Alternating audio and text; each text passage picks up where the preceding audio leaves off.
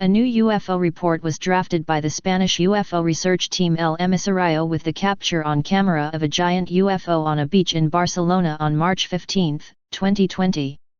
The analyses carried out by the El EMISARIO team and the researcher Emmanuel Huza, Mexico, show the huge flying saucer stationed on the city of Barcelona during a thunderstorm.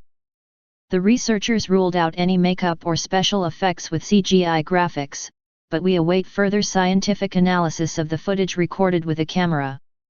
In the meantime, we enjoy the spectacular images.